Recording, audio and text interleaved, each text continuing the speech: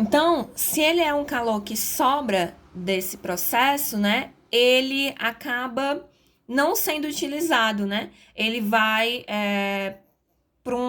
ser resfriado, basicamente, né, ali dentro do motor e vai ser dissipado para o ambiente. Então, perde-se calor, né? Perde-se energia dentro desse processo. Mas essa energia não é que ela some, não é que ela evapora, ela vai para o ambiente, né? Ela vai para o que está ao redor do motor, ok? E aí, para eu calcular o rendimento, o quanto essa máquina térmica é boa, né? O quanto ela é capaz de transformar esse calor em trabalho, né? O quanto ela, como é que eu posso dizer? Ela é econômica, né? O cálculo do rendimento é um cálculo de economia, porque quanto mais ele gasta, quanto mais ele desperdiça calor, né? Quanto mais esse calor não é transformado em trabalho, mais eu estou gastando combustível, né, da fonte quente. Então, é um cálculo de economia. O quanto essa máquina, esse motor consegue trabalhar, gerar trabalho, gerar movimento com pouco calor cedido, certo? Então, como é que eu faço para calcular esse rendimento? É só eu dividir o trabalho que esse motor realiza ou que é realizado sobre esse motor, se for um caso de compressão, tá? O trabalho dividido pelo calor total recebido pela fonte quente, tá? Esse Q aqui de baixo é o calor total da fonte quente, é o calor que ele está recebendo para fazer esse ciclo acontecer. Então, nesse caso aqui, esse calor da fonte quente, o que acontece? Ele entra na máquina e ele vai ser dividido. Uma parte vai ser transformada em trabalho e a outra parte vai para a fonte fria, né? Vai ser dissipado. E aí, o que acontece? Se eu pegar esse mais fonte fria que da fonte fria aqui, mais o calor da fonte fria, e passar para o outro lado subtraindo, eu vou ter que o quê? Que o trabalho realizado por esse motor, ele vai ser igual à quantidade de calor da fonte quente que ele recebeu, menos a quantidade de calor que ele jogou lá para a fonte fria. Então, o trabalho, né, a energia em forma de trabalho vai ser a diferença entre essas duas energias em forma de calor. A energia da fonte quente menos a energia da fonte fria. Então, eu substituí isso daqui, essa relação, onde tinha trabalho, eu vou escrever fonte quente menos fonte fria, aqui, ó, nessa relação. E eu vou ter que rendimento vai ser igual calor da fonte quente menos o calor da fonte fria, dividido por calor da fonte quente. Ok? Vamos ver um exemplo de aplicação disso daí. Eu tenho o seguinte ciclo, né? Transformação cíclica. E aí, o que aconteceu aqui? A quantidade de calor fornecida a esse gás que está sofrendo essa transformação foi de 33,6 vezes 10 elevado a 5 joules. Isso daqui, pessoal, é o quê? É o calor da fonte quente, né? É o calor que ele está recebendo para fazer esse ciclo aqui acontecer. É o calor da fonte quente, tá? E aí ele me pergunta, letra A, qual é o rendimento dessa máquina? Primeiro vamos olhar para cá. Como é que eu calculo o rendimento? É trabalho dividido por calor da fonte quente. Nesse caso, eu não sei qual é o calor que vai para a fonte fria. Então, eu não posso aplicar esse método aqui. Eu vou ter que aplicar esse daqui. Então, eu tenho que calcular o trabalho. Mas eu sei que quando eu tenho o gráfico do meu ciclo, é só eu calcular a área da forma geométrica que é formada pelo ciclo, né?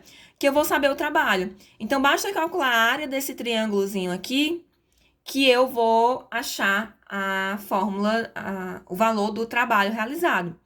Então, o trabalho é sempre a área formada pelo ciclo.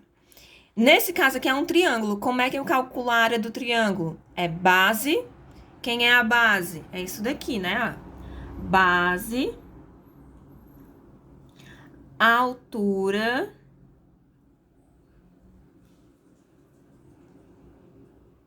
base vezes altura dividido por 2, não é isso? Então, quem é a base? É a diferença entre essas duas pressões aqui, ó. Pressão 4 vezes 10 à quinta menos 2 vezes 10 à quinta. Então, base é isso aqui, ó. 4 vezes 10 à quinta menos 2 vezes 10 à quinta. Esse aqui é o valor da base. A altura é essa diferença aqui, né? Que tá aqui no eixo do volume. Então, vai ser 7,6 menos 3,8. É esse intervalo aqui, ó. Essa distância aqui. Então, 7,6 menos 3,8. Para fazer essa subtração aqui, pessoal, ó, eu tenho que ter os expoentes iguais, tá? Nesse caso aqui, eles já estão iguais. 10 elevado a 5, 10 elevado a 5. Então, basta subtrair os números. 4 menos 2 vai dar 2. E aí, eu repito a minha potência, 10 elevado a 5, ok? Então, essa subtração aqui vai dar 2 vezes 10 elevado a 5. E essa subtração aqui vai dar 3,8. Então, 7,6 menos 3,8 é o próprio 3,8.